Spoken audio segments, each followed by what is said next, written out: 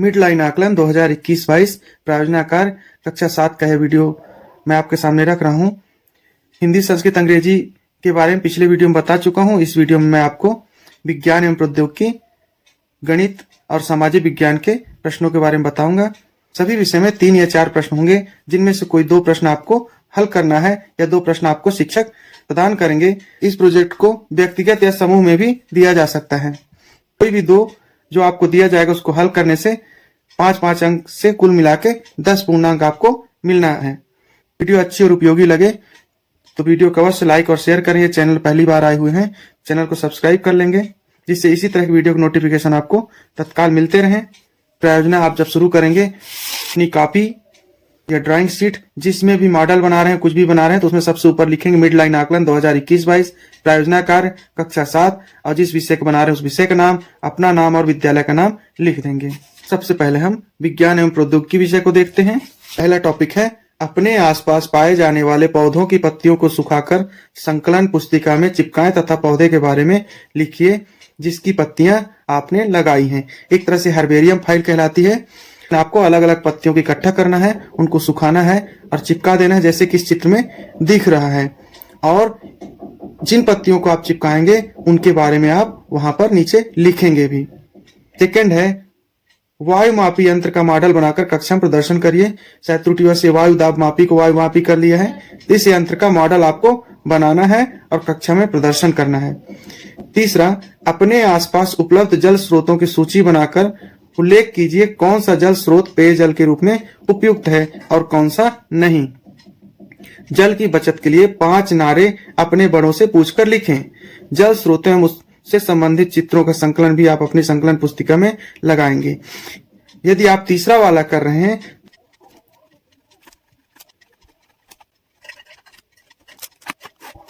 इस तरह से आप कॉलम बना सकते हैं। क्रमांक, जल स्रोत का नाम, पेय योग्य या पेय योग्य नहीं है। क्रमांक में आप जितने जल स्रोतों का नाम लिखेंगे उनकी संख्या, फिर जल स्रोत का नाम, कुआं है, तालाब है, नदी है, ट्यूबवेल है, जो भी आपके पास उपलब्ध है आसपास उनका नाम लिखेंगे और उनका पानी अगर पीने लायक है तो पेय योग्य, पीने लायक नहीं है तो पेय योग्य नहीं है लिख देंगे। जल की बचत के लिए 5 नारे अपने बड़ों से पूछकर लिखें। जल संरक्षण से संबंधित बहुत सारे नारे हैं, इनको आप पूछकर लिख सकते हैं। जल स्रोतों एवं उससे संबंधित चित्रों का संकलन भी अपने संकलन पुस्तिका में लगाएं। इन जल स्रोतों का जो नाम लिख रहे हैं इनके चित्र भी आप बना के या कहीं पे चित्र मिलते हैं तो उनको काट के अपने उस कॉपी में चिपकाएंगे। अगला विषय है गणित। पहला है दिए गए चित्रों के छायांकित हिस्से को प्रदर्शित करने के लिए भिन्न लिखिए। तो आपको क्या करना होगा, मैं एक उदाहरण बता दे रहा हूं। जितने भाग हैं उसको पहले लिखना होगा। जैसे मैं एक उदाहरण के रूप में इसी को बता रहा हूं, इस वाले को बता रहा हूं।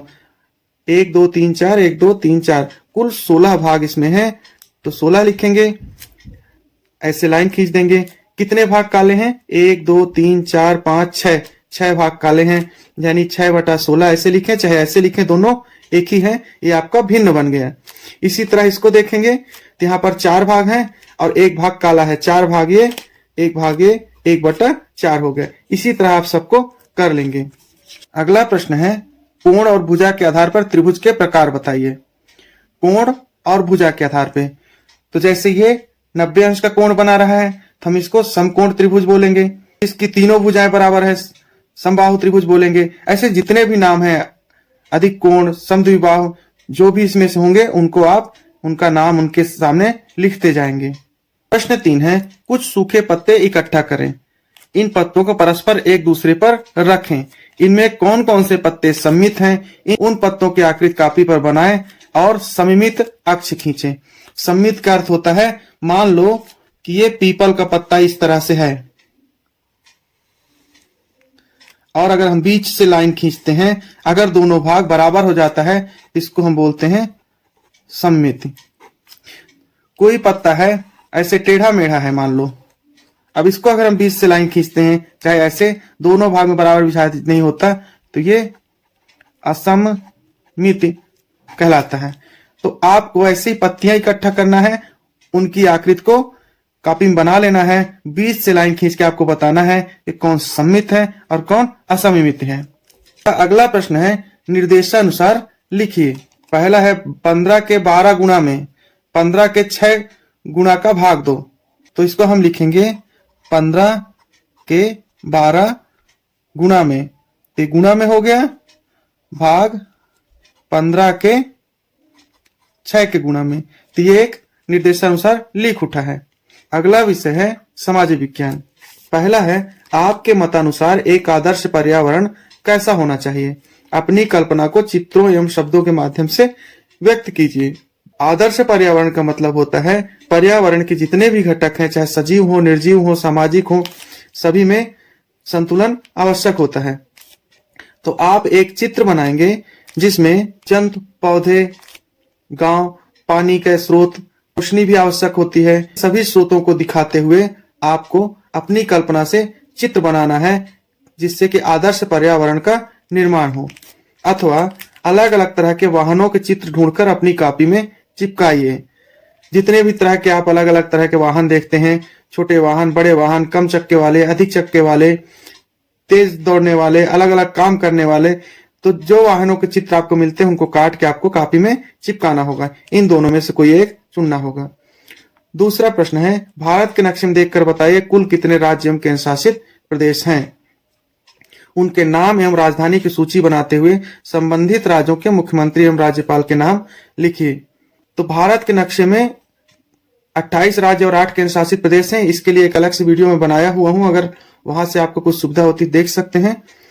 आप नक्शे में देखकर आपको कॉलम बनाना है और इनको लिखना है। आप इस तरह के कॉलम को बना सकते हैं, क्रमांक, राज्य का नाम, उसकी राजधानी का नाम, मुख्यमंत्री का नाम और राज्यपाल का नाम। जैसे अपने राज्य का हम लिखते हैं, एक राज्य का नाम